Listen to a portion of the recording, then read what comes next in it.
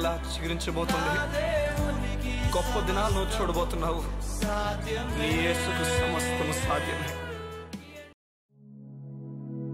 Good morning దేవుని ప్రియ కుమారుడు, good morning దేవుని ప్రియ కుమార్తె. Special good morning to you. ఈ ఉదయం ఒక వచనం చదివి మీకు వినిపించడానికి ఇష్టపడుతున్నాను. కీర్తనలు 29వ అధ్యాయము 11వ వచనంలో ఈ విధంగా ఉన్నది. యెహోవా తన ప్రజలకు సమాధానము కలుగు చేసి వారిని ఆశీర్వదించును. సమాధానం లేకున్నావేమో, దేనికి సమాధానం కోల్పోయావో నాకు తెలియదు. ఏ విషయానికి అల్లాడిపోతున్నా నాకు తెలియదు. ఏ విషయం నేను బంధించేసి నిన్ను నీరసింపజేసి రాత్రి నిద్ర లేకుండా ఉదయం లేచి ఈ వాక్యం వింటున్న వ్యక్తిగా నువ్వు ఉన్నావు. దేవునితో మాట్లాడుతున్నాడు. ఎంత కష్టపడిన రాత్రి నిద్రపోలేకపోయావు, నిద్ర పట్టలేక అటు ఇటు పడక మీద తిరిగి కన్నీరు పెట్టుకున్న నీతో దేవుడు ఉదయాన్ని మాట్లాడుతున్నాడు. దేవుడు చెప్తున్నాడు, అలసిపోయినా సమస్యలపైనా నీకు చెప్తున్నాడు. దేవుడు సమాధానం ఇవ్వబోతున్నాడు. దేవుని లేఖనాలు చెప్తున్నాయి, సమాధానము యేసయ్యేనట. మనకి యేసుంటే సమాధానం. సంగమా మీకు చెప్పనా, నీ సమాధానం మరలా తిరిగి రావాలంటే ఏం చేయాలో? అయ్యా, నాపై నువ్వు కోపంగా లేవు, నన్ను ప్రేమించుచున్నావు, నాకు బదులుగా నీ కుమారుని చంపేసుకున్నావు, నన్ను ప్రేమిస్తున్నావు, ఈ విషయంలో నేను కంగారు పడను, నీకు అప్పగించుచున్నానని చెప్పి ఎలా అయితే తప్పైన గొర్రె వెనక్కి వస్తున్నప్పుడు భుజాల మీద అలా ఉండిపోయిందో అలా నువ్వు ఉండిపోవాలా. ఆ గొర్రె తప్పైన గొర్రె చేసిన ఒకే ఒక మంచి పని నేను చెప్పనా, ఆ భుజాల మీద వేసిన తర్వాత నేను దూకేస్తాను, నేను బయటకు వచ్చేస్తాను, నాకు వద్దని చెప్పి అది వద్దనుకోలేదు. కానీ ఆ గొర్రె ఓకే కాపరే, నువ్వు ఎత్తుకుంటున్నావు కదా, నేను ఒప్పుకుంటున్నాను. ఈరోజు ఒప్పుకుంటావా? ఒప్పుకుంటుండగా నీ చేయి దేవుని చేతికి ఇస్తుండగా అప్పుడే సమాధానం ప్రారంభమైపోతుంది. సమాధానమును వెతికి వెంటాడమని దేవుని లేఖనాలు చెప్తున్నాయి. సమాధానము, ఒక వ్యక్తి నీతిని నమ్మలేని వానికి సమాధానం ఎప్పటికీ ఉండదు. ఇది నిజం, వాస్తవం. ఎందుకంటే నీతి ఏం చేస్తుందంటే దేవునితో సమాధానాన్ని కలుగు చేస్తుంది. బైబిల్ చెప్తుంది, రోమిలకు రాసిన పత్రిక 5:1 మనకు దేవునితో సమాధానం కలిగి ఉన్నామని.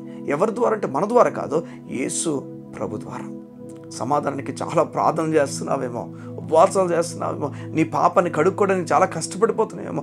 సామాన్యంగా చెప్పొచ్చట, చూడండి, సాధారణంగా జస్ట్ మామూలు చెప్పొచ్చట, పాప క్షమాపణ ఈ బలి అర్పించబడకుండా రాదని.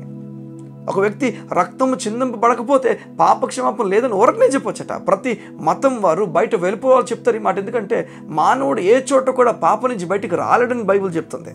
బైబిలే కాదు, ప్రతి ఒక్కరు చెప్తారు. దీని నుంచి ఎవరో వెలుపల వాళ్ళు రావాలా, వారు కూడా పరిశుద్ధులై ఉండాలా, వారు చనిపోవడానికి ఇష్టపడాలా.